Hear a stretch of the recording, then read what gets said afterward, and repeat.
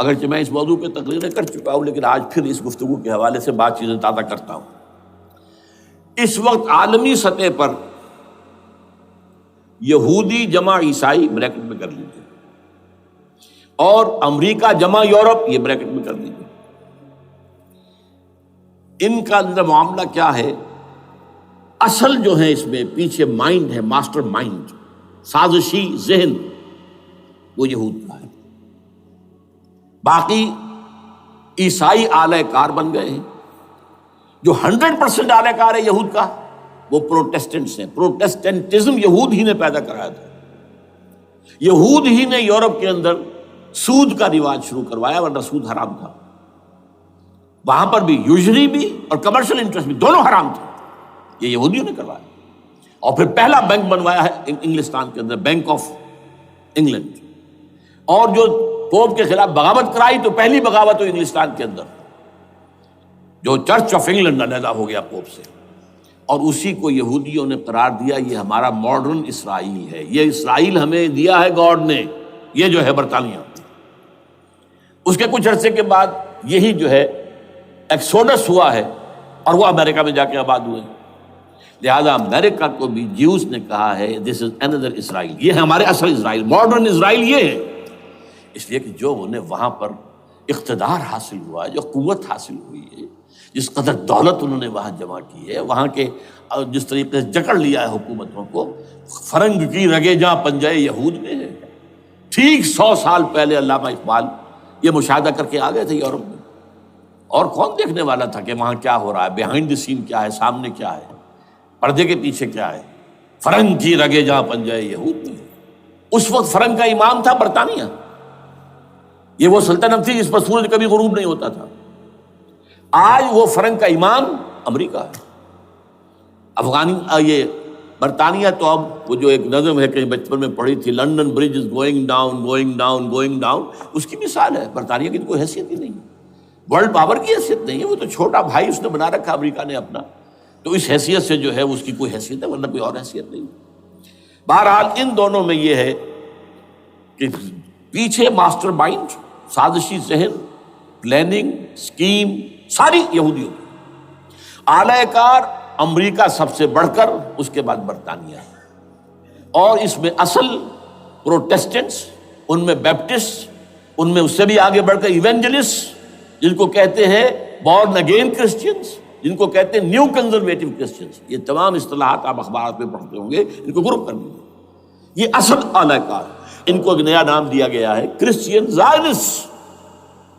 ایک یہودی زائنسٹ ہیں، سارے یہودی زائنسٹ نہیں ہیں، بہت سے یہودی ہیں جو یہ زائنسٹ کے مخالف ہیں۔ چنانچہ میری ہیوسٹن میں ملاقات ہوئی تھی ڈاکٹر وشو گرانڈ، بہت بڑا پروفیسر ایمیریٹس یہودی، لیکن یہ کہ اس نے کہا، بڑے اجتماع میں کہا، ہمارا اجلاس تھا وہاں پر، ہم نے یہ جو ہے بلایا تھا ایک یہودی، ایک عیسائی اور ایک مسلمان، تینوں جو ہیں وہ تقریریں کریں۔ انہوں نے کہا تھا کہ وی آر ناٹ سپورٹنگ اسرائیل۔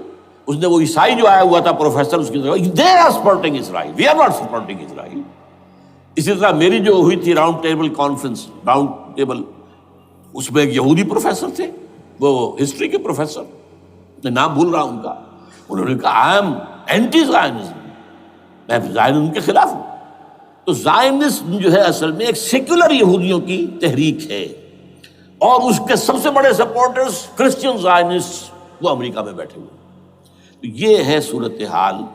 یہ جان لیجئے کیتھولکس جو ہیں یہ اتنے پرو یہودی نہیں ہیں، اب رفتہ رفتہ وہ بھی اس کے اندر آ کر شامل ہو گئے۔ یورپ جو ہے زیادہ Catholics, Roman Catholics, Roman Catholics کا یہ بھی آپ نے جملہ پڑھ سنا ہوگا کہ یہ جو ترکی جو ہے ہمارا ملک، یہ جو کوشش کرتا رہتا ہے گھسنے کی یورپین یونین کے اندر، تو ایک دفعہ جان شراق نے کہا تھا، بڑا پیارا جملہ تھا، why doesn't Turkey understand that we are a Christian club؟ یہ ہماری جو یونین ہے یورپین، یہ تو کرسچین کلب ہے، وہ مسلمان ہے، وہ کس وجہ سے آنا چاہتا ہے اندر، کیوں تو خود داخل ہونا چاہتا ہے؟ why doesn't Turkey understand that we are a Christian club؟ لیکن یہ ہے رومن کیتھولکس، اور ان کا میں بعد میں آپ کو بتاؤں گا۔ یہی آپ کو معلوم ہے کہ یورپ نے عام طور پر اسرائیل کا اتنا ساتھ نہیں دیا جتنا جو امریکہ دیتا رہا ہے، اور کسی درجے میں ان کے دلوں میں سافٹ کارنر جو ہے عرب فلسطینیوں کے لیے بھی رہا ہے، یہ معاملہ ایران کے بارے میں بھی رہا ہے. جس قدر اسٹرانگ ایکشن امریکہ لینا چاہتا ہے یہ جو ہے اس کے ساتھ نہیں ہے. تو یہ ذرا سا فرق ہے، وہ میں اس کا ایک بنیاد بعد میں بتا دوں گا آپ کو. بہرحال ان کا ایک جو ایجنڈا ہے وہ دو، سمجھیے کہ دو اس کے نکات ہیں، دو رسیوں کے مانند یہ آپس میں بٹا ہوا ہے. پہلا، عالم اسلام کے مادی اور مالیاتی وسائل خصوصاً تیل پر قبضہ، یہ ان کا دنیاوی اعتبار سے، دولت کے اعتبار سے، وسائل کے اعتبار سے اس وقت کا ایجنڈا ہے. ویسے تو اس سے اوپر وہ چاہتے ہیں پوری دنیا پر، وہ تو بات کی بات ہے، لیکن ابھی نہ وہ روس کو چھیڑ رہے ہیں نہ چین کو چھیڑ رہے ہیں. چین تو ان کا سب سے بڑا جو ہے بزنس پارٹنر ہے، سب سے بڑا، اور چین کو رفتہ رفتہ وہ اپنی لائن پر لا رہے ہیں. اب تو صرف یہ کہ وہ ایک پارٹی گورنمنٹ وہاں رہ گئی ہے جو کہ کمیونزم کے دور کی یادگار ہے، باقی ان کی جو اکانومی ہے وہ تو آ چکی ہے اسی رخ کے اوپر جو یورپ کی ہے، مغرب کی ہے. نمبر دو ایجنڈا کیا ہے؟ دنیا میں کہیں بھی اسلام کے بحیثیت ایک نظام زندگی ظاہر ہونے کا کوئی موقع نہیں دینا. We have to nip the evil in the bud at any cost. یہ ان کے ایجنڈے کا دوسرا بڑا حصہ. یہ دو ہے انٹرٹوائنڈ، جیسے آپ لڑیوں کو بٹ دے کر رسی بناتے ہیں، ایسے یہ دو لڑیے ہیں. اسلام کا پولیٹیکل سوشو اکنامک سسٹم کہیں نہ آ جائے دنیا میں، ہو نہ جائے آشکارا شر پیغمبر کہیں. یہ ابلیس نے کنکلوڈ کیا ہے، وہ جو ابلیس کی مجلس شورا ہے، ہو نہ جائے آشکارا شر پیغمبر، کہیں ایسا نہ ہو کہ پیغمبر کی شریعت دنیا کے سامنے آ جائے، پیغمبر کا نظام آ جائے. الحذر، آئین پیغمبر سے 100 بار الحذر. حافظ ناموس زن، مرد آزما مرد آفری، یہ معاشرتی نظام ہو گیا. موت کا پیغام ہر نوع غلامی کے لیے، نہ کوئی فخفور و خاکہ، نہ گدائے رہنشی، یہ سیاسی نظام آ گیا. اور کرتا ہے دولت کو ہر آلودگی سے پاک و صاف، منعموں کو مال و دولت کا بناتا ہے امین. تم دولت کے امین و مالک نہیں ہو. اور اس سے بڑھ کر اور کیا فکر و عمل کا انقلاب، بادشاہوں کی نہیں اللہ کی ہے یہ زمین، ان الارض للہ. یہ نظام کہیں نہ آ جائے دنیا، یہ جس پہ کہ وہ خطرہ محسوس کر رہا تھا. اور اس کے بعد یہ کہتے ہیں، یہ تو تھا عصر حاضر کے تقاضے، لیکن یہ کہ صورتحال کیا ہے؟ ہو نہ جائے آشکارا شر پیغمبر کہیں ہے. یہی یہ معاملہ اس طرح رکھو کہ خود مومن ہے محروم یقین. یہ غنیمت ہے کہ خود مومن ہے محروم یقین. ہمیں اگر کوئی سہارا ملتا ہے تو اس سے کہ مومنوں کو بھی، نام نہاد مسلمانوں کو بھی اپنے اس نظام پر یقین نہیں. وہ نماز پر یقین رکھتے ہیں، روزے پر رکھتے ہیں، زکوٰۃ کو بھی دو بھی اللہ تعالیٰ جس کو توفیق دیتا ہے، حج کرتے ہیں، عمرے کرتے ہیں، یہ ہے سب.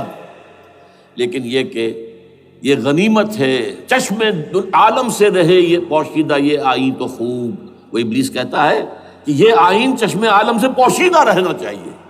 یہ غنیمت ہے کہ خود مومن ہے محروم یقین. ہمارے لیے جو ہے اگر کوئی سانس لینے کی جگہ ہے تو وہ یہ ہے، حوصلہ افزائی اگر ہے تو اس میں ہے کہ خود مومن محروم یقین ہے، اس کے سامنے وہ راستہ ہے ہی نہیں. اب لیجئے یہودیوں کے ایجنڈے کو میں تجزیہ کر رہا ہوں. سب سے پہلے World Bank, IMF، globalization, TRIPS, ان تمام ہتھ کنڈوں کے ذریعے عالمی مالیاتی استعمار جو بظاہر امریکہ کا ہوگا حقیقتاً یہود کا ہوگا.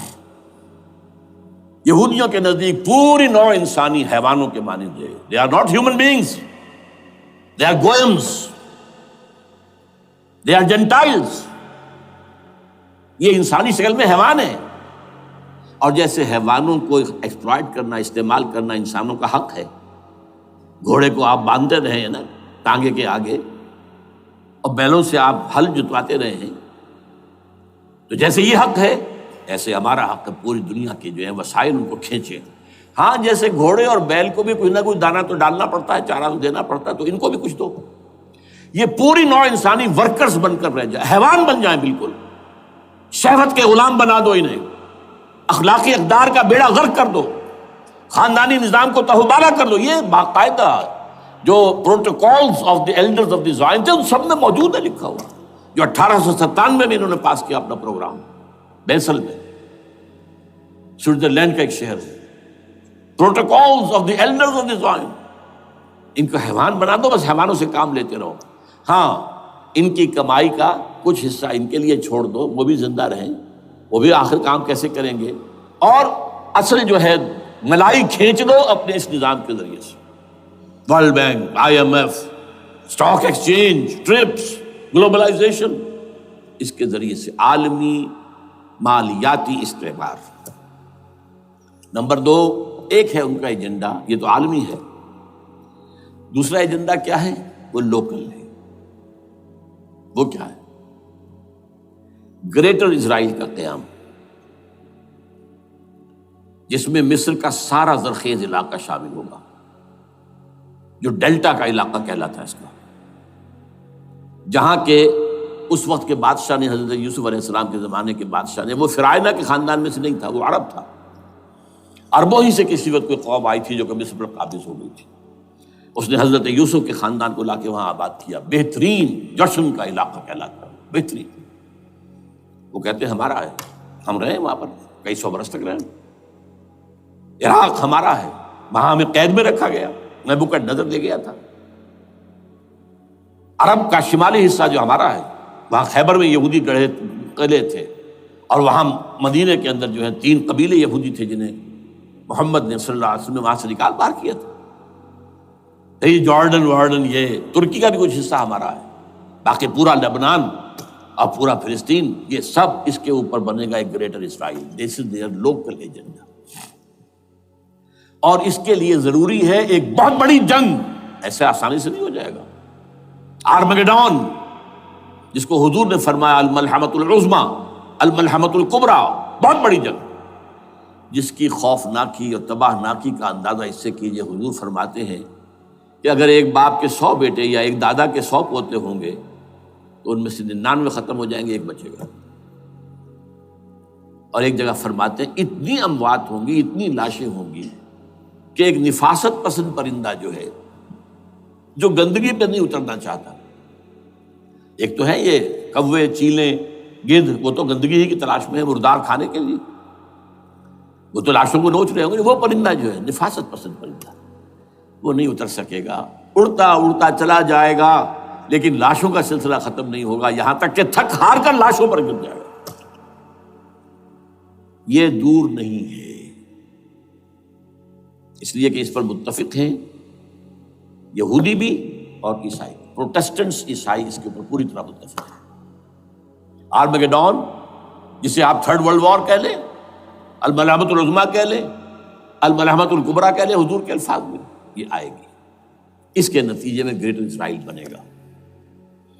نمبر 3، پھر بنے گا 3rd ٹیمپل، جو ٹائٹس نے گرا دیا تھا 70 میں، سن 70 عیسوی، جسے گرے ہوئے کتنا عرصہ ہو گیا؟ 2008. اندازہ کر لیجئے 1800 کتنے برس ہو چکے. وہ دوبارہ بنائیں گے 3rd ٹیمپل، اور اس کے لیے مسجد اقصیٰ کو گرائیں گے، اور ڈوم آف دی راک، قبۃ الصخرہ، وہاں لا کر پھر اس میں کنگ ڈیونز تھرون لا کے رکھا جائے گا. یہ بھی میرے علم میں پہلی مرتبہ اسی ٹرمپٹ کے اشارے سے آیا. وہ کیا ہے؟ حضرت داؤد کا. آج سے کتنے ہزار سال پہلے کی بات ہے، اندازہ کیجیے. 1000 قبل مسیح، اور یہ اب 2000 ہو گیا عیسوی، 3000 برس تو ہو گئے. وہ کیا تھا؟ ایک پتھر تھا جس پر بٹھا کر حضرت داؤد کی تاج پوشی کی گئی تھی. پھر اسی پر حضرت سلیمان کی تاج پوشی ہوئی، پھر اسی پر ان کے بادشاہ آتے رہے، تاج پوشی ہوتی گئی. ٹائٹس نے جب گرایا ہے سن 70 عیسوی میں، یروشلم کو برباد کیا، 1,33,000 یہودی ایک دن میں قتل کیے، ایک دن میں، باقی نکال دیا، بھاگ جاؤ یہاں سے. اس کو کہتے ہیں diaspora, that started in 70 AD. یہ منتشر ہو گئے، جس کا جہاز سنگھ سمایا چلا گیا، یورپ میں چلے گئے، شمالی افریقہ میں، مسلمان ملکوں میں، انڈیا میں آ گئے، ایران میں آ گئے، سب جگہ وہاں سے نکال دیے گئے، ڈایاسپورا۔ بہرحال وہاں سے وہ ٹائٹس وہ پتھر لے گیا، وہ روم میں لے گیا، روم سے کسی طرح وہ آئرلینڈ پہنچ گیا۔ آئرلینڈ پیور کیتھولک ملک ہے، آپ کو معلوم ہوگا، اور وہاں پر پروٹیسٹنٹس کی اور کیتھولکس کی جنگیں ہوتی رہتی ہیں۔ کبھی بھی شیعہ سنی مسلمانوں کی اس طور سے خانہ جنگی نہیں ہوئی ہے جیسے کہ وہاں ان دو عیسائیوں میں کیتھولکس اور پروٹیسٹنٹس میں ہوتی ہے۔ وہ رومن کیتھولک ملک ہے بیچ میں۔ وہاں سے وہ انگلینڈ میں آیا، انگلینڈ میں جب آ گیا، بلکہ وہاں سے اسکاٹ لینڈ سے انگلینڈ میں پھر اس کو ایک کرسی کے اندر اس کی سیٹ کی حیثیت سے بنا کر ایک تھرون کی شکل دے دی گئی، اور وہ جو ویسٹ منسٹر ایبے ہے، برطانیہ کے پارلیمنٹ کے ساتھ جو چرچ ہے ویسٹ منسٹر ایبے، وہاں اس کو لا کے رکھ دیا گیا۔ اس وقت سے برطانیہ کے بادشاہوں اور ملکاؤں کی تاج پوشی وہاں ہوتی ہے۔ تو ایک یہ ہے کہ پھر اس کو لا کر وہاں رکھیں گے۔ اب یہاں سے اختلاف ہے، یہ نوٹ کر لیجیے۔ یہاں تک عیسائیوں کا یہودیوں کا ایجنڈا ایک، یہاں اختلاف ہے۔ یہودیوں کے نزدیک ان کا مسیح آئے گا اور وہ وہاں بیٹھ کر پوری دنیا پر راج کرے گا۔ وہ مسیح جس کی خبر دی گئی تھی شروع کی کتابوں میں، جو تورات کی ابتدائی کتابیں ہیں، وہ تو حضرت مسیح کی شکل میں آ گئے۔ دی پروفیسی واز فلفلڈ۔ یہودیوں نے نہیں مانا، انہیں تو قرار دیا جادوگر ہے، کافر ہے، مرتد ہے، ولد الزنا ہے، اور اپنے بس پڑتے سولی پر چڑھا دیا۔ وہ دوسری بات ہے، اللہ نے کیا کیا وہ ایک علیحدہ مسئلہ ہے۔ چنانچہ یہ کہ دی سچویشن از ویکنٹ، وہ مسیحا کی جگہ ابھی باقی ہے ان کی، and they are waiting for ہم۔ تو وہ آئے گا اور وہ یہاں اس تخت داؤد پر بیٹھ کر پوری دنیا پر حکومت کرے گا۔ عیسائیوں کا کہنا کیا ہے کہ در حقیقت حضرت مسیح نازل ہوں گے، سیکنڈ کمنگ آف جیسس، جس کو ہم بھی مانتے ہیں۔ اگرچہ ہوگا کیسے، حالات و واقعات کا کیا ہمارے نزدیک رنگ ہے وہ کچھ مختلف ہے، وہ میں اس کو بیان نہیں کر سکتا۔ حضرت مسیح علیہ السلام پھر اس تخت پر بیٹھیں گے ان کے عیسائیوں کے مطابق۔ چنانچہ پوپ جو مر گیا ہے، پال سیکنڈ، اس کو یہ ٹرمپٹ والے کہتے ہیں شیطان، اور ان کا کہنا یہ ہے کہ اس شیطان نے the old ancient Holy Roman Empire کو ریوائیو کیا ہے یونائٹڈ یورپ بنا کر، اور ان کا مقصد کیا ہے کہ یہ فلسطین میں ایک رومن کیتھولک حکومت قائم کرنا چاہتے ہیں۔ یہودی اپنی حکومت چاہتے جو ہے، اور وہ اپنی حکومت چاہتے ہیں، یہ ان کا کہنا ہے۔ یہ میں نہیں جانتا کہ اس میں کس حد تک ان ایک دوسرے پر الزام درست ہے، لیکن جیسے کہ آپ کو معلوم ہے کہ انڈونیشیا کے اندر بھی ہوا تھا، ایک جزیرے کو تقسیم کر دیا، ایک حصہ جو ہے اس کا وہ رومن کیتھولک ریاست بن گیا ہے۔ شاید نائجیریا میں بھی اس طرح کا معاملہ ہوا ہے، کچھ تھوڑے علاقے کے اندر وغیرہ وغیرہ۔ تو یہ ہے، لیکن بہرحال یہ ان کا۔ عیسائیوں کا معاملہ کیا ہے؟ میں نے جیسا کہ بتایا کہ یہ تو اس ایجنڈے کے اندر متفق ہے، اور عیسائی بھی ورلڈ ڈومینیشن، مالیاتی جو ہے استعمار، اس کے لیے کوشاں ہیں۔ لیکن ان کے نزدیک حضرت عیسیٰ ابن مریم آئیں گے علیہ الصلوۃ والسلام، اور وہ حکومت کریں گے۔ اس پورے ڈرامے کا اسکرپٹ پورا یہودیوں کا لکھا ہوا ہے، اور انہی کی سازش اس پورے ڈرامے کے پیچھے ہے۔ البتہ بظاہر اس ڈرامے کا بڑا کیریکٹر جس سے آپ ہیرو کہیں وہ امریکہ ہے، اور اس کے تابع یورپ بھی ہے۔ یہ ہے عالمی سطح پر معاملہ اس وقت۔ ویسے میری 2 کتابیں جو ہے اس پر کتابچے ہیں، 4 سال پہلے میں نے اسی مقام پر 2 تقریریں کی تھی۔ ایک موجودہ عالمی حالات اور اسلام کا مستقبل، وہ دوسرا حصہ جو میں اس وقت نہیں چھیڑ رہا، ہوگا کیا اصل میں، جس میں یہ ہے کہ کہیں اسلامی ریاست قائم ہو، خلافت کا نظام قائم ہوگا کہاں ہوگا یہ میں بحث نہیں کر رہا۔ حضرت مہدی کا ظہور ہوگا، وہ آئیں گے عرب کے اندر۔ پھر یہ ہے کہ وہ جو گریٹر اسرائیل کے خلاف جہاد ہوگا، اور اللہ کرے گا کہ رفتہ رفتہ یہ ممالک جو ان سے لے لیے جائیں گے، یہاں تک کہ بالآخر ایک یہودی اعلان کر دے گا میں ہوں مسیح، جس کو کہ عیسائی بھی کہتے ہیں اینٹی کرائسٹ، اور یہ کہتے ہیں یہ بیپٹسٹ بھی کہ اینٹی کرائسٹ جو ہے وہ یہودی ہوگا، جبکہ کچھ عرصے پہلے بہت بڑا پروپیگنڈا ہوا تھا کہ اینٹی کرائسٹ جو ہے، دجال جو ہے وہ تو مسلمان ہوگا نہیں، لیکن وہ کہتے ہیں کہ ہوگا یہودی ہوگا، اور پھر اس یہودی کو قتل کریں گے حضرت مسیح، دی ریئل مسیح، اصل مسیح جو اٹھا لیے گئے درمیان میں، وہ آئیں گے اور ان کے ہاتھوں دجال بھی قتل ہوگا، اور پھر مسلمانوں کے ہاتھوں ایک ایک یہودی ختم ہوگا، پھر ایک عالمی اسلامی ریاست قائم ہوگی حضرت مسیح کے ہاتھوں، اور وہاں پر حضرت مسیح، ایک حدیث میں آتا ہے 40 برس تک پوری دنیا پر حکومت کرے گی۔ بہرحال یہ دوسرا پکچر ہے جو ہمارے سامنے، میں اس وقت کی تفصیل میں نہیں جا رہا، جو ان کے سامنے پکچر ہے وہ میں نے آپ کو بیان کر دیا۔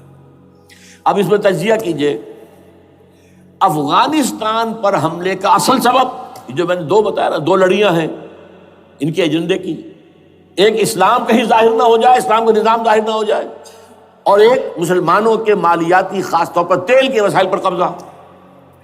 اب افغانستان میں کیا ہوا ہے، یہ سارا معاملہ تھا اسلام کا راستہ روکنے کے لیے، کہ یہاں تو اسلام ایک شکل دکھا رہا ہے اپنی، اور اگر انہیں موقع مل گیا تو یہ تو ایک ایسی ویلفیئر اسٹیٹ قائم کر دیں گے، زکوٰۃ کا نظام قائم ہو جائے گا تو اعلیٰ ترین ویلفیئر اسٹیٹ قائم ہو جائے گی، اور اگر یہاں پر جو ہے یہ ساری سزائیں نافذ ہو گئی، معاشرہ کرائم فری ہو جائے گا، لوگوں میں محبت ہوگی، مساوات ہوگی، اور یہ کہ عام لوگوں کے لیے ویلفیئر ہوگا، اور یہ سامنے نظام آ گیا تو پھر ہمارا یہ نظام کیپٹلزم یہ کہاں رہے گا، اس کو تو منہ چھپانے کی جگہ نہیں ملے گی۔ لہذا افغانستان پر حملے کا اصل موٹو یہ ہے۔ البتہ یہ ساتھ ہی یہ بھی تھا کہ افغانستان کے راستے سے سینٹرل ایشین سٹیٹس جو ہیں ان سے پائپ لائنیں لا کر، اور وہ پھر کہیں گوادر کے آس پاس سمندر تک لائے جائے، تاکہ ہم وہاں کے جو ہے ڈرین کر سکیں جو تیل اور گیس کے ذخائر ہیں سینٹرل ایشین سٹیٹس کے اندر، جو مسلمان سٹیٹس ہیں، تو اس کے لیے راستہ جو ہے وہ لینا چاہتے تھے افغانستان سے۔ اب وہ جہاں تک افغانستان کا تعلق ہے تو ان کے قبضے میں ہے، جب چاہیں کر لیں۔ اب پاکستان کا معاملہ جو تھا وہ، جیسا کہ میں نے کہا کہ اس کا راستہ وہ رک گیا، جبکہ انہیں واپس جانا پڑ گیا، لیکن انہوں نے افغانستان میں کوشش کی طالبان کے زمانے میں۔ یونیکول جو ہے ان کی سب سے بڑی جو ہے کمپنی ہے، اس نے مذاکرات کیے، وہ دیکھ کر حیران رہ گئے کہ یہ ان پڑھ، یہ ملے ملاٹے جو ہیں یہ تو بڑے ٹف بارگینر ہیں۔ اس طریقے سے پاؤں جما کر طالبان نے جو ان کے ساتھ مذاکرات کیے ہیں اور ان سے اپنی شرطیں پیش کی ہیں کہ وہ گھبرا کر بھاگ گئے۔ یہ صورتحال بھی تھی افغانستان پر قبضہ کرنے میں، لیکن یہ ہے کہ اصل کیا تھا کہ وہ اسلام کی کوئی شکل دنیا کے سامنے نہ آنے پائے، جو ان کا میجر ہے۔ اسی لیے پورا عالم کفر جمع ہے، امریکہ، یورپ، روس، چین، سب جمع ہے، بھارت تو ہے ہی ہے، یہ سب جمع ہے۔ آپ نے یاد ہو گیا جب لال مسجد کا حادثہ ہوا ہے اور ہمارا یہ بدبخت اور بدمعاش انسان، اس نے صرف خود جان بوجھ کر اسے بڑھایا، ایک پھنسی کو پھوڑا بنایا، اس میں پھر شگاف دیا اور شاباش لی ہے۔ امریکہ سے شاباش آ گئی، نیٹو سے شاباش آ گئی، رشیا سے شاباش آ گئی، چائنا سے شاباش آ گئی۔ وہ چونکہ محسوس کر رہا تھا کہ اندرون ملک تو میری اب کشتی ڈگمگا رہی ہے، ڈاواڈول ہے، I have to have more support from outside, اور for that I have to do it۔ کہ دیکھو میرے عین قلب میں پاکستان کے یہ پھوڑا نکل آیا تھا، یہ بنیاد پرستی کا اور یہ شدت پسندی کا اور یہ تنگ نظری کا اور یہ فلاں کا، یہ دہشت گردی کا، اور میں نے دیکھو کیسے اس میں چیرا دیا ہے، کتنے لوگوں کو ختم کر دیا ہے۔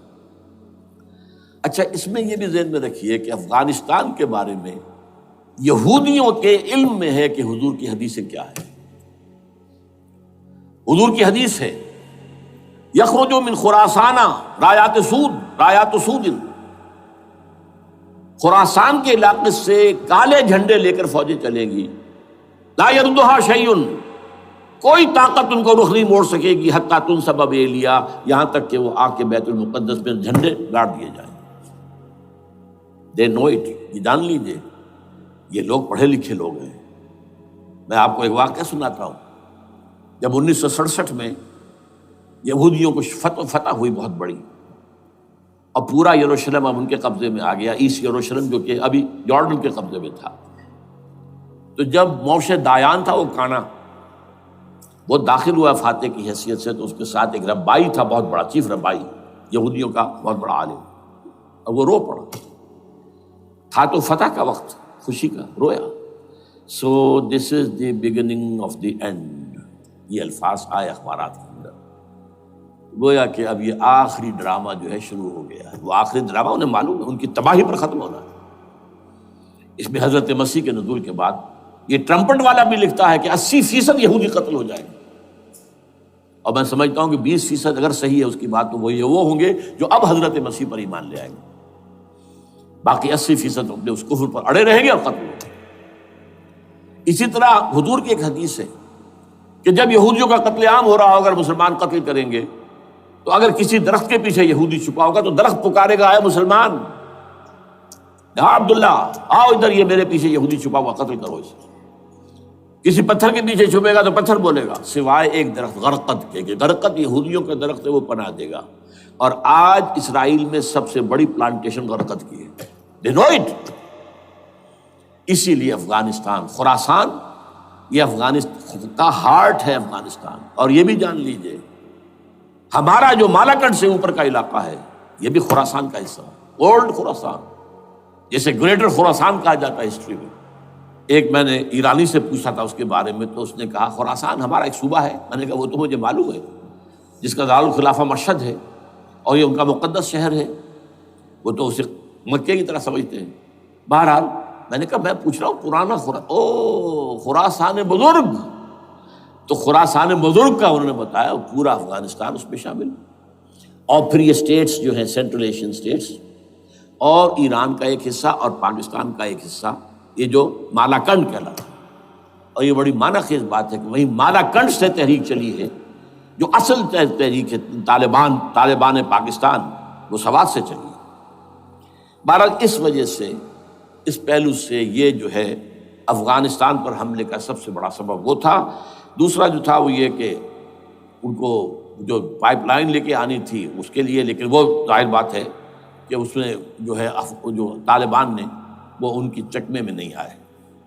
اس پر ایک کتاب ہے کہ جو انگریزی میں ہے عابد اللہ جان کی، Afghanistan the genesis of the last crusade. Afghanistan سے آخری صلیبی جنگ کا سلسلہ شروع ہو رہا ہے. بہت جو ہے چشم کشا ہے، معلومات افزا ہے، انگریزی میں ہے. اچھا عراق میں معاملہ برعکس تھا.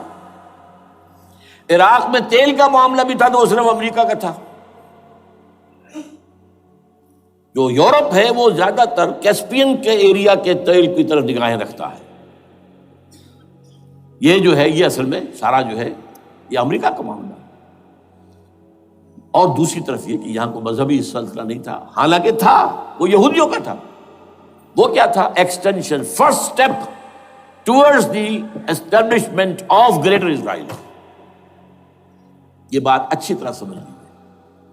یہاں پہ تیل کا معاملہ بھی میں نے کہا تھا نا، دو لڑیاں ہیں جو چل رہی ہیں. تیل کا معاملہ یہاں خاص طور پر عراق کے اندر زیادہ، افغانستان میں بہت کم. لیکن یہ کہ یہاں پر بھی جو اصل ہے بیہائنڈ دی سین، جو اصل چیز کیا ہے کہ گریٹر اسرائیل کے قیام کی طرف پہلا قدم. میں یاد دلاتا ہوں آپ کو، جب فرسٹ گلف وار ہوئی تھی جس میں عراق کا بھرکس نکال دیا گیا تھا، اس کے اختتام پر کہا تھا شوارز کرافٹ، جو ان کا کمانڈر ان چیف تھا الائڈ فورسز کا، اس نے صاف کہا تھا، مجھے آج تک ایک لفظ یاد ہے، We fought this war for the protection of Israel.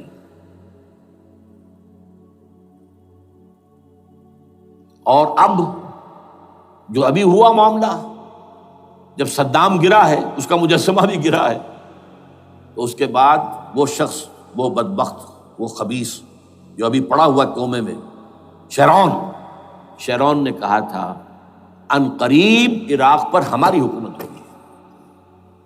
اور اس سے پہلے تو ہم صرف عراق میں سے یوفریٹس تک کا علاقہ مانگتے تھے، دریائے فرات تک کا. اب ہمارا مطالبہ یہ ہے کہ ہم تو در حقیقت دجلہ تک جائیں گے، دجلہ، تاکہ پورا کا پورا جو فرٹائل دو آبا ہے دجلہ اور فرات کے درمیان کا بہترین علاقہ، وہ سارا ہمارے پاس. اس سے آپ اندازہ کر لیجیے کہ یہ دونوں چیزیں جو ہیں دونوں جگہ موجود ہیں.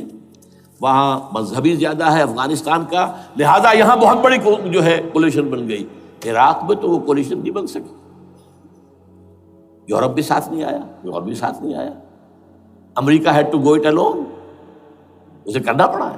زیادہ سے زیادہ کوئی ٹوکن آسٹریلیا کا کوئی ٹوکن معاملہ جو ہے وہ برطانیہ کا کچھ شاید ٹوکن ٹائپ جو ہے وہی یہ کامن ویلتھ پرانی جو ہے چلی آ رہی ہے، اس میں شاید کینیڈا کا، باقی تو کوئی نہیں۔ یہ جو آل ورلڈ کولیشن بنی تھی وہ افغانستان کے خلاف کیوں ہے؟ یہاں سے اسلام کی ریسرجنس کا اندیشہ ہے۔ یخرج من خراسان رایات سود لا یردها شیء حتی تنصب بایلیا۔ حضور کے زمانے میں ایلیا جو ہے وہ کن کے قبضے میں تھا؟ عیسائیوں کے۔ اس کے بعد ہمارے قبضے میں آیا، لیکن پھر کروسیڈرز نے ہم سے لے لیا تھا، اور 88 برس وہ عیسائیوں کے پاس رہا، 1099 عیسوی سے لے کر 1187 تک۔ اب پھر یہود کا قبضہ ہے، پہلے عیسائیوں کا تھا، اب یہود کا۔ اب ان سے لینا واپس، پہلی مرتبہ بھی عرب نہیں لے سکے تھے، کھونے والے عرب تھے، واپس لینے والا کرد تھا، صلاح الدین ایوبی رحمۃ اللہ علیہ۔ اب بھی کھونے والے عرب ہیں، مصر اور شام اور اردن تینوں کا مقابلہ کیا اس نے، اسرائیل نے، اور قبضہ کیا پورے ویسٹ بینک پر، گولان ہائٹس پر، سینائی پیننسولا پر، اور یہ کھو دیا ہم نے اپنے ہاتھ سے۔ اور اب بھی عربوں میں تو کوئی دم نہیں ہے، کوئی جان نہیں ہے، ان کو عیاشیوں نے، دولت مندی نے بالکل تباہ و برباد اور کھوکھلا کر کے رکھ دیا۔ بہرحال یہ جو چیزیں میں نے آپ کو بتائی ہیں، یہ تو وہ پلانز ہیں جو سب شیاطین جن و انس کے پروگرام ہیں۔ وہ جیسے کہ کبھی کہا تھا خمینی صاحب نے، شیطان بزرگ، دی گریٹسٹ شیطن، امریکہ، اصل میں امریکہ، اور اس کے پیچھے حقیقت میں یہود، سامنے امریکہ، پیچھے یہود۔ بالفعل کیا ہوگا یہ تو پھر اللہ ہی جانتا ہے کیا ہوگا۔ وَمَكَرُوا وَمَكَرَ اللَّهُ، کافر اپنی چالیں چلتے ہیں، اللہ اپنی چال چلتا ہے۔ اور سَنَسْتَدْرِجُهُم مِّنْ حَيْثُ لَا يَعْلَمُونَ وَأُمْلِي لَهُمْ إِنَّ كَيْدِي مَتِينٌ۔ اے نبی آپ گھبرائیں نہیں، ہم ان کافروں کو رفتہ رفتہ وہاں سے لے آئیں گے جہاں سے آپ کو بھی انہیں احساس تک نہیں ہوگا کہ یہ تو گرفت میں آ رہے ہیں، ٹریپ ہو رہے ہیں، اور ابھی ذرا میں انہیں ڈھیل دے رہا ہوں۔ میں املی لہم ان قیدی متین، میری چال بہت مضبوط ہے۔ وہ اللہ کیا کرے گا وہ میں نے آپ کو بتایا، جھلک دکھا دی ہے۔ انشاءاللہ اسی علاقے میں پاکستان اور افغانستان، اور اس کا ہارٹ ہوگا یہ پشتونستان، سرحد اور مشرقی افغانستان مل کر پشتونستان، پشتون اسی مشرقی اس میں ہے، پاکستان کا مغربی صوبہ ہے، شمال مغربی سرحدی صوبہ، یہ ہارٹ، اور پھر پاکستان اور افغانستان، انشاءاللہ یہی ہوگا۔ اور پھر یہ کہ یہاں سے فوجیں جائیں گی جو حضرت مہدی کی حکومت جمائیں گی عرب کے اندر۔ عربوں میں جان نہیں ہے کہ وہ مہدی کی حکومت کو جما سکے۔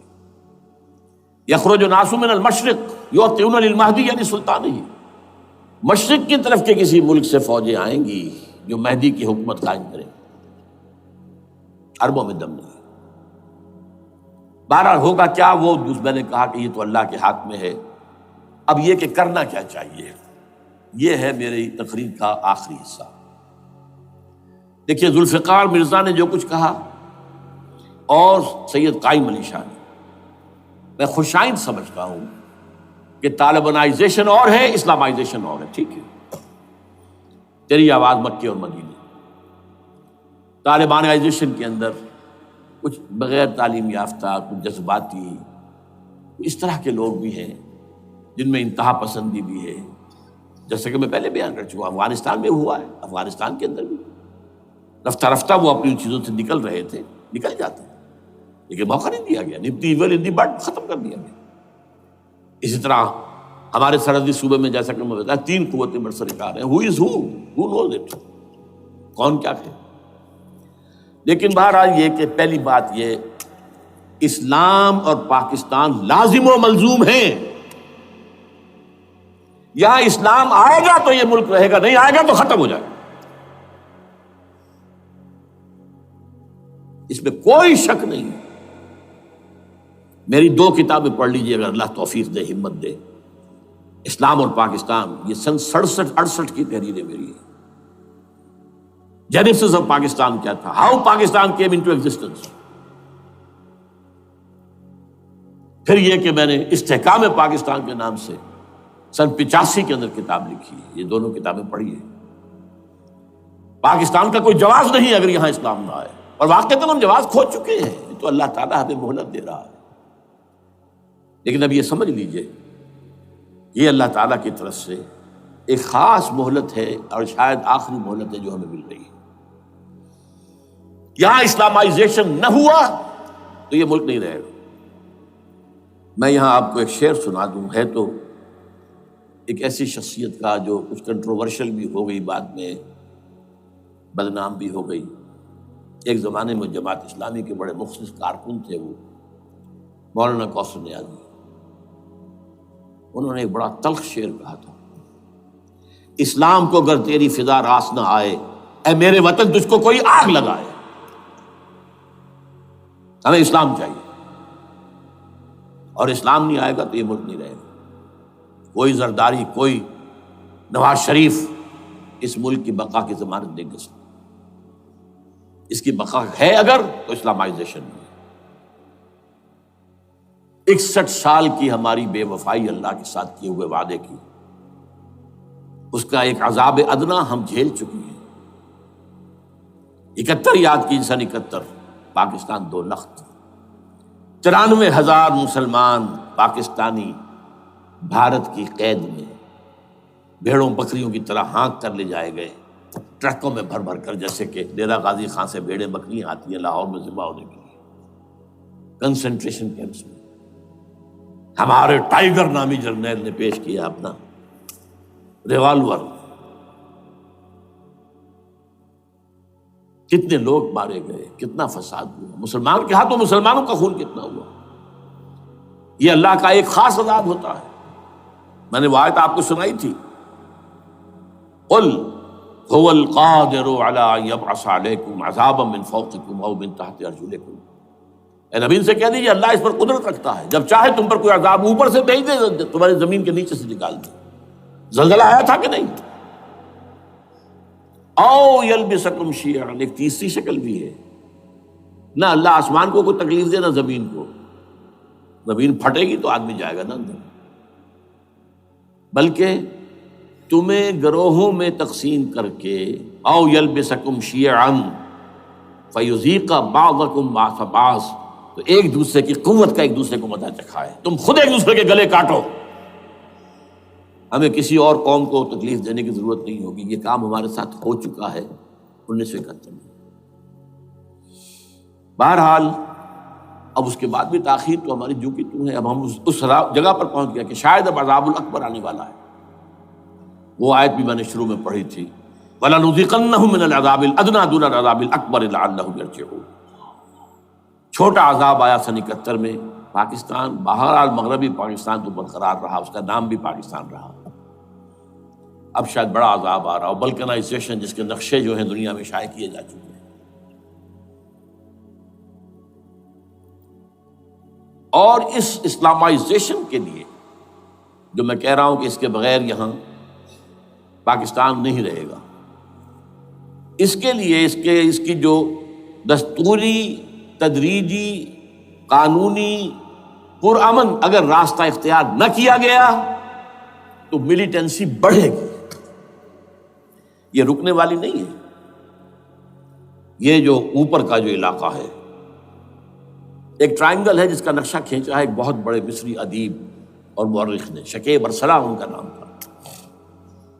انہوں نے کہا ہے کہ یہ پامیر سطح مرتفع جو ہے، پامیر جسے روف آف دی ورلڈ کہا جاتا ہے، اس سے پہاڑوں کے سلسلے نکلتے ہیں، کوئی چین کی طرف چلا گیا، کوئی تبت کی طرف چلا گیا، جو قراقرم ادھر آ گیا پاکستان کی طرف، ہمالیہ آ گیا پاکستان انڈیا کی طرف، ادھر ہندو کش چلا گیا افغانستان میں۔ یہ سب جیسے کہ ایک جو پہیہ ہوتا ہے اس کے جو لگے ہوتے ہیں سپوکس جنہیں کہتے ہیں۔ اس نے کہا کہ ایک طرف ہمالیہ اور ایک طرف ہندو کش، اس کے درمیان میں جو قوم رہتی ہے، اب نوٹ کر لیجیے، یہ ہمالیہ کا اینڈ جو ہے مغربی، وہ کیا ہے، یہ نتیا گلی وغیرہ اسی کا حصہ ہے، اس کے بعد ختم، دریائے سندھ بہہ رہا ہے، لیکن اوپر جا کر وہ ٹرن دیتا ہے رائٹ کو، تو پھر اب وہ قراقرم اور ہمالیہ کے درمیان جاتا ہے۔ یہاں تک کہ انڈیا سے جو اس کا داخلے کا راستہ آ جاتا ہے. لیکن یہ جو ہے یہ درمیانی راستہ یہ اصل میں ہندو کش ادھر اور ہمالیہ ادھر، اس کے درمیان جو قوم آباد ہے. اور اس ٹرائنگل کا بیس ہے مالاکنڈ کا پہاڑ، مالاکنڈ، ہمالیہ، ہندو کش. اس ٹرائنگل میں جو قوم آباد ہے، شکیب ارسلان کہتا ہے اگر پوری دنیا میں اسلام کی نبضیں ڈوب جائیں تب بھی یہاں کے لوگوں میں اسلام کی نبض چلتی رہے گی. یہ وہ علاقہ ہے جہاں سے پاکستان کے طالبان کا آغاز ہوا، جہاں سے پرامن تحریک چلی تھی، اس کا راستہ روک دیا گیا. اب وہ شدت پسندی پر آ گئے، اور یہ شدت پسندی بڑھے گی اگر آپ نے تشدد سے روکا. اگر امریکہ کے چمچے بنے رہے، اگر امریکی ایجنڈے ہی کو پورا کرتے رہے اور اپنے لوگوں کو مارتے رہے، تو جواب میں دریک چراغ حقیقت کو گل کیا تم نے تو موج دودھ سے صد آفتاب ابھریں گے. یہ اب جو آ رہے ہیں، کہاں سے آ رہے ہیں آپ کے یہ خودکش حملہ آور؟ یہ وہی ان لوگوں کے رشتہ دار ہیں نا جو امریکی بمبارڈمنٹ میں مارے گئے ہیں. کتنے ہیں جن کے بچے ختم ہو گئے، بیٹے مر گئے. یہ جو ہمارے ہاں ایک کمانڈوز کے کیمپ کے اوپر جو حملہ ہوا تھا اور خودکش بمبار، جس سے کہ شاید 18-19 بہترین آپ کے کمانڈوز ختم ہوئے تھے، وہ کون تھا؟ وہ خود کمانڈو تھا. اندر کوئی اور تو جا ہی نہیں سکتا تھا، یہ کمانڈوز کا کیمپ تھا اور اس کے میس میں لوگ کوئی جا سکے. وہ خود کمانڈو تھا. اس کی بیٹی لال مسجد کے اندر جلی تھی. اب آپ اندازہ کیجئے کہ اس کے دل میں جو کھول رہا تھا اس کا جذبہ، اس نے اس کو ٹھنڈا کیا خود جان دے کر. تو یہ جان لیجیے، ادھر باجوڑ میں حملہ ہوا تھا، ادھر جو ہے ہماری ملٹری پریڈ کے اوپر حملہ ہو گیا. تو یہ بات رکے گی نہیں. اور یہ ظاہر بات ہے کہ اب شمال سے لے کر نیچے تک کی بات ہے. وہاں پر بھی میں نے شروع بھی کہا تھا کہ خطرہ حقیقی ہے، غیر حقیقی نہیں ہے، وہمی اور خیالی نہیں ہے. اس لیے کہ اب جو اس علاقے سے جا رہے ہیں ہجرت کر کے کراچی، وہی ان کی جگہ ہے، وہیں پر ان کے رشتہ دار ہیں، محسود ہیں، وزیری فلاں ہے، یہ ہے وہ ہے، وہاں وہ جا رہے ہیں. اور وہاں پر بھی ظاہر بات ہے کہ جو کچھ ہو رہا ہے افغانستان میں اور جو کچھ ہو رہا ہے شمال سرحدی صوبے میں، اس کا ایک تسلسل ہوگا. میں یہاں یہ عرض کر دوں آپ سے کہ تقریباً 4 سال قبل، بلکہ 4.5 سال، میں انتہائی مایوسی کو پہنچ چکا تھا کہ پاکستان کا وجود باقی نہیں رہے گا. میں نے یہی تقریر کی ہے 29 فروری سن 2004 کو اسی جگہ. پاکستان جواز کھو چکا. یہ اسلام کے نام پر تھا. ویئر از اسلام؟ جو اسلام یہاں وہ تو بھارت میں بھی ہے، وہ تو امریکہ میں بھی ہے. وہ کہاں ہے اسلام کا سیاسی نظام، اسلام کا تعزیراتی نظام، اسلام کا کرمنل لا، اسلام کا سول لا، اسلام کے فیملی لاز کہاں بنائے تھے اس شخص نے جو فیلڈ مارشل بنا تھا، خود ساختہ، جو اس نے قوانین بنائے تھے. تمام علماء نے کہا تھا، تمام مکتبہ فکر کہ غلط ہے. تحریک کوئی نہیں اٹھائی، یہ ان کی غلطی تھی، کوتاہی تھی. جمہوریت کی تحریک میں شامل ہو گئے، اس پر کوئی تحریک نہیں چلائی. بہرحال وہ نظام کہاں ہے؟ وہ نظام تو قائم نہیں کیا. اس حوالے سے یہ اپنا جواز کھو چکا ہے. دو ریشنل ہے، ریزون دیت جسے کہتے ہیں فرینچ کے اندر، ریزون دیت کسی چیز کی ریزن، ریشنل آف ایگزسٹنس. اس کے بعد یہ ہے کہ پچھلے سال سے کچھ مایوسی میں کمی ہوئی. Number 1، chief justice of Pakistan Iftikhar Muhammad Chaudhry کے اندر ہمت اللہ نے دی، وہ کھڑا ہو گیا. جرنیلوں کے جم گھٹے کے اندر ایک سویلین آدمی جو ہے جس درجے کا مرعوب ہو سکتا ہے، آپ اس کا اندازہ کر لیجیے. اور اس کے بعد اسپونٹینیس موومنٹ وہ کلا ہے، انہومی شے، سوچ نہیں سکتے ہم.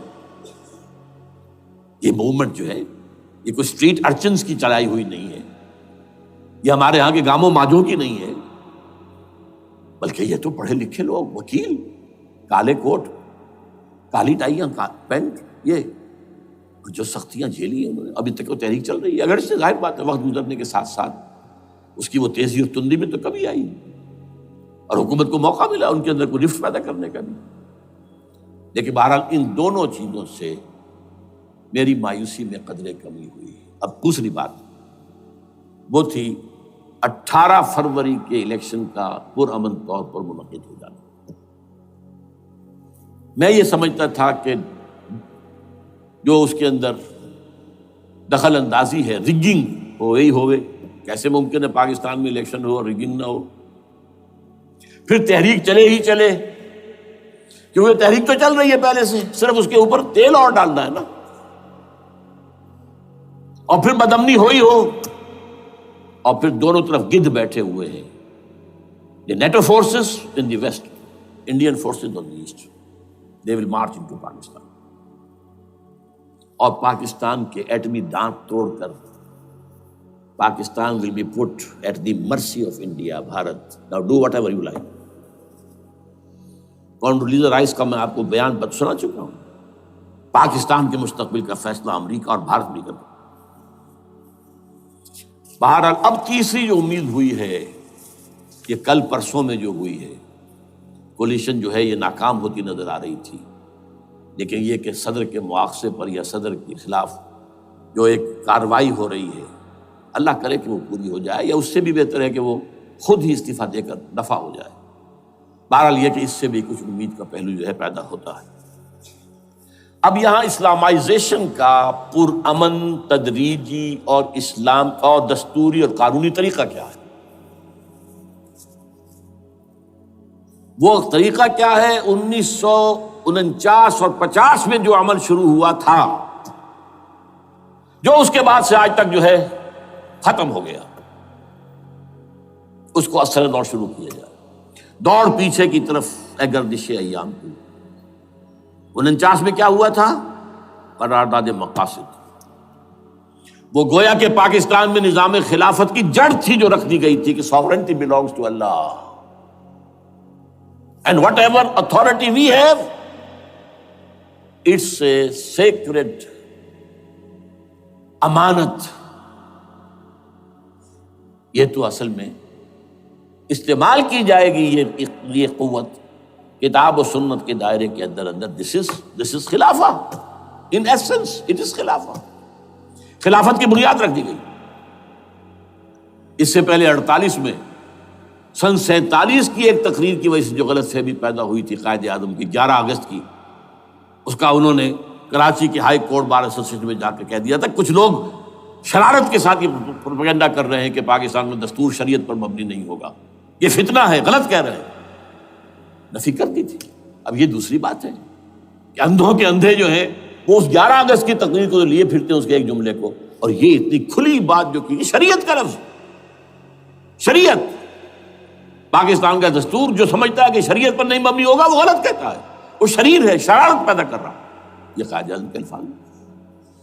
بہرحال اس کے بعد ایک عمل کیا ہوا تھا سن 50 میں، یہاں کے سیکولر عناصر نے ایک بڑا شور مچایا، کس کا اسلام لاؤ گے؟ شیعہ کا، سنی کا، دیوبندی کا، بریلوی کا، وہابی کا، کس کا اسلام؟ اللہ تعالیٰ غریق رحمت کرے ان بزرگوں کو، پاکستان کے تمام مذہبی مکاتب فکر کی ٹاپ کی قیادت جمع ہو گئی کراچی میں، شیعہ بھی، اہل حدیث بھی، بریلوی بھی، دیوبندی بھی، 31 علماء، جماعت اسلامی بھی، مولانا مودودی بھی اس میں تھے۔ انہوں نے 22 پرنسپلز ایگریڈ اپون، دستور بنانے کے لیے 22 پرنسپلز ہیں، حاضر ہیں، بناؤ دستور۔ اب کوئی دلیل نہیں رہی، کوئی عذر نہیں رہا، تمام مکاتب فکر کے لوگ جمع۔ بعد میں ہوا کیا ہے، اس میں کس کا کتنا رول ہے، یہ بڑی درد بھری داستان ہے، میں اس وجہ کو چھیڑنا نہیں چاہتا۔ حاصل کیا ہے، وہاں سے ہمارا پروسیس ڈیریل ہوا، کچھ اپنوں کے کیے، کچھ بیرونی دباؤ کے تحت۔ قرارداد مقاصد کی سزا دی گئی لیاقت علی خان کو، تم نے پاس کرائی ہے، اسے ایسے قتل کیا گیا کہ سراغ تک نہیں ملا کہ کس نے قتل کیا۔ یہ ایسی تو نہیں ہوتا، اس سے پیچھے بڑے بڑے کریکٹرز، بڑے بڑے کردار۔ اب اس کے بعد وہ عمل کیسے شروع ہو؟ ضیاء الحق نے جو ایک ادارہ قائم کیا تھا فیڈرل شریعت کورٹ، اصولی اعتبار سے بہترین قدم تھا۔ وہ کیا تھا؟ یہ شریعت کورٹ ہے، اس میں کوئی شخص لائے پیٹیشن کہ پاکستان کا فلاں قانون جو ہے میں ثابت کرتا ہوں کتاب و سنت کے منافی ہے، یا کورٹ سو موٹے لے لے کسی بھی معاملے کو، ایگزسٹنگ جو قوانین ہیں ان کا جائزہ لے کہ اس میں یہ پورا قانون یا اس کی یہ شق جو ہے یہ خلاف شریعت ہے، اس پر آرگومنٹ ہو، دونوں طرف کے دلائل ہوں، علماء بھی آئیں، وکلاء بھی آئیں، بحث کریں، شریعت کورٹ کا تو میدان ہوتا کھلا۔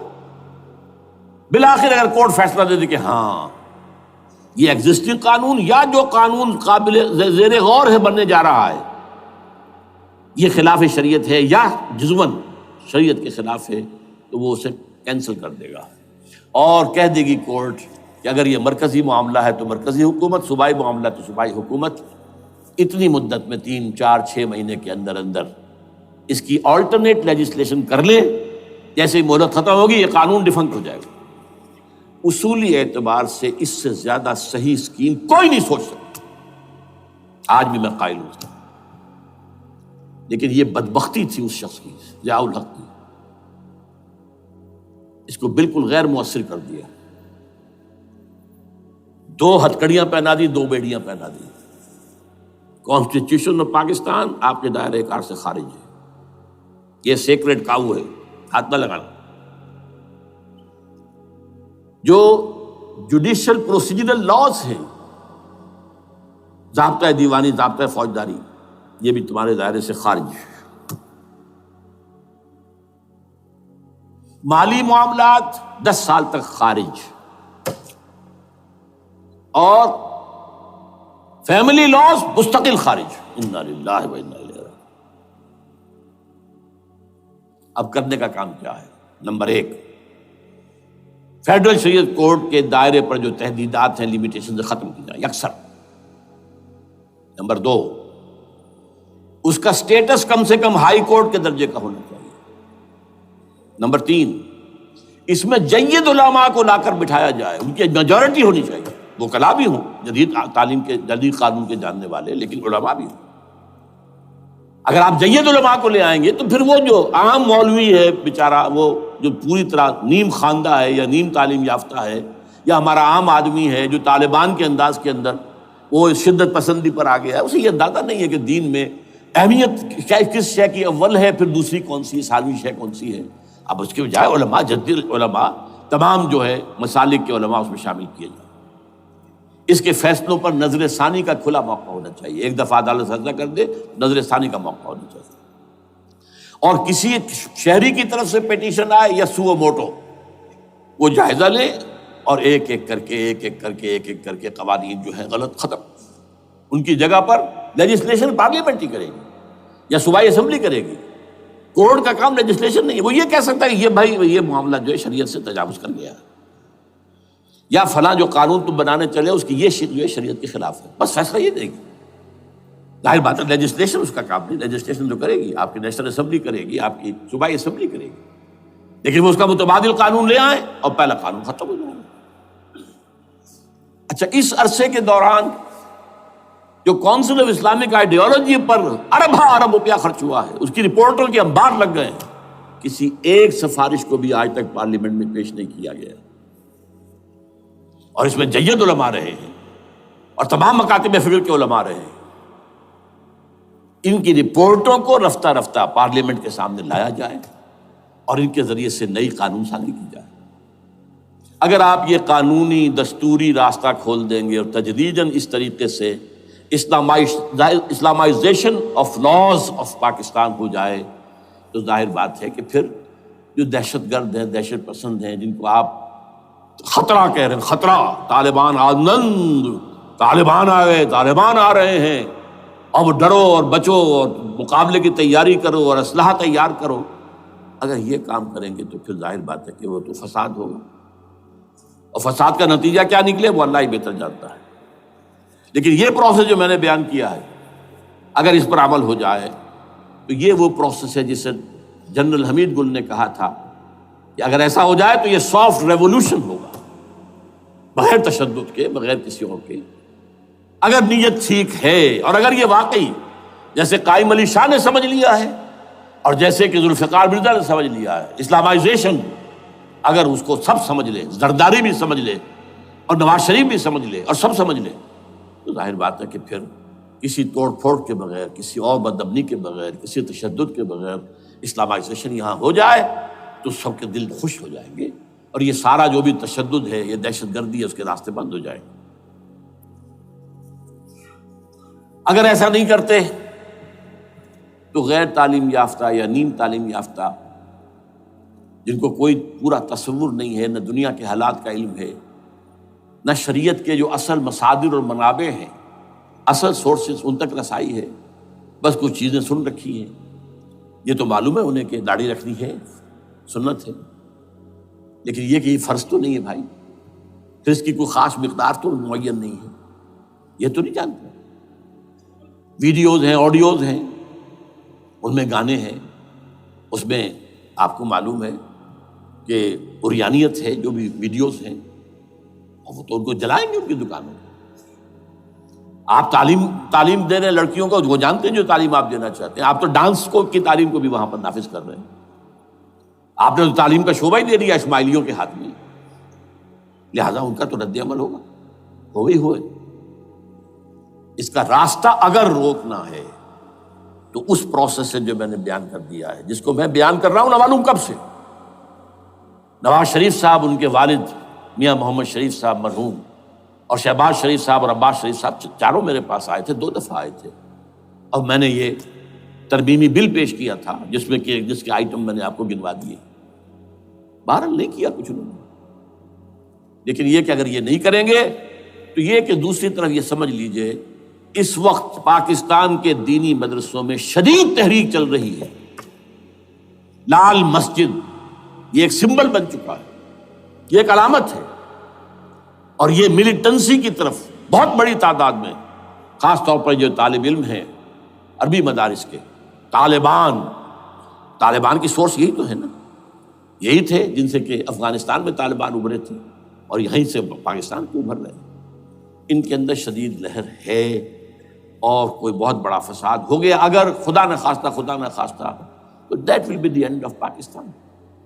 اس سے بچنا ہے تو وہ راستہ اختیار کریں جو میں نے بیان کر دیا ہے، جو میں سال سے بیان کر رہا ہوں۔